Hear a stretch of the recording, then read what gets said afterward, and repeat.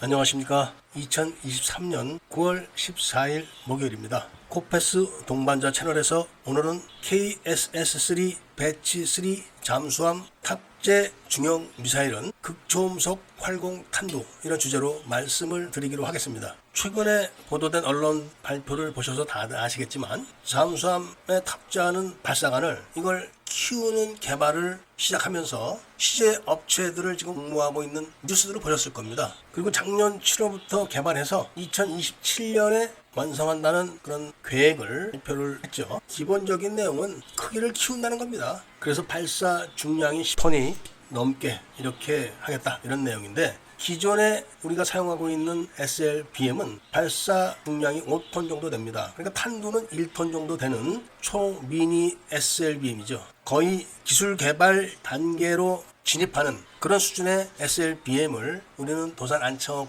1번, 2번 함에 지금 장착을 하고 있는 겁니다. 그러니까 위력은 현무 2 정도 되고, 그리고 발사 스타일은 현무 4를 압축한 그런 모양의 미사일을 도산 안창업급 배치 1에 지금 탑재하고 있는 겁니다. 이걸 갖고 전략 무기라고 할 수도 없고 안 할 수도 없고 그런 미묘한 수준이지만, 이걸 기반으로 지금 이제 발사관을 키우고 그 안에 미사일을 키운다는 겁니다. 그렇게 되면 당연히 잠수함도 키워야 됩니다. 잠수함을 키우게 되면은 추진 체계를 또 달리해야 됩니다. 이렇게 해서 단계적으로 성능을 업그레이드 해 나가는데, 오늘 이야기해 드릴 내용은 과연 새로 개발하는 발사관에 사용할 미사일은 어떤 미사일이, 이 점에 대해서 오늘 말씀을 하는 겁니다. 국과연의 발표를 볼 것 같으면 올 12월부터 시제품 제작에 들어가서 2025년 7월부터 9월 사이에 육상 사출 시험을 끝내고, 그리고 11월부터 이듬해 3월까지 수조 사출 시험을 하겠다, 이런 겁니다. 그리고 개발이 완성되면은 이거를 도산 안창업급 배치 1에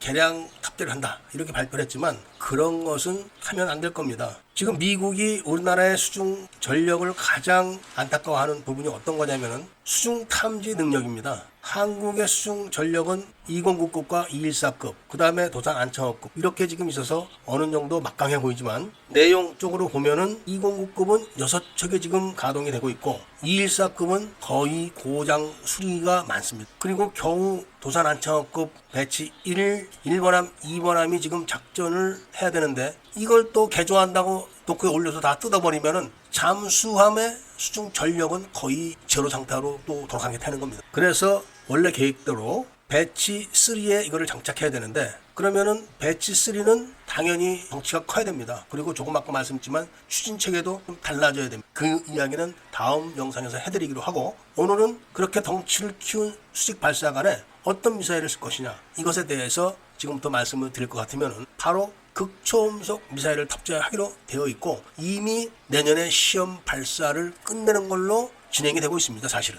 2018년부터 극초음속 발사체를 개발하기 시작했는데 당연히 지상형이죠. 지상형 개발이 2018년부터 내년 2023년까지 발사 시험을 모두 마치게 되면은 이 발사관에 맞춰서 수중 발사체로 개량만 하면 되는 겁니다. 그것이 거의 중국의 등펑 17급과 크기가 비슷한데, 지금 개량하는 발사관에 맞춰보면 거의 흡사합니다. 현재 도산 안창호급 잠수함에 탑재된 SLBM은 탄두가 1톤입니다. 사거리는 400km니까 위력이 그렇게 크지 않죠. 그 정도이기 때문에 단독으로 수중 작전을 해서 발사를 할 수는 없습니다. 당연히 수상 세력들의 보호 하에서 발사를 해야 되는 그런 정도 수준인데, 지금 개발하고 있는 발사관에 극초음속 미사일을 탑재해서 사거리가 1500km 이상 나오게 되면은 전략 무기라고 해도 될 정도의 위력이 나올 겁니다. 극초음속 미사일은 일단 속도가 있기 때문에 타격을 했을 때 물리적으로 발생하는 에너지가 엄청납니다. 물론 활공체이기 때문에 현무 5와는 다른 위력이 있겠죠. 현무 5는 텅스텐 탄두로 굉장히 높이 쌓아올려서 가속을 해가지고 때려가지고 파괴를 하는 거라 엄청난 위력이 있지만은 활공 탄두는 그렇지는 않습니다. 그렇지만 장거리 타격이 가능한 데다가 저고도로 날아가기 때문에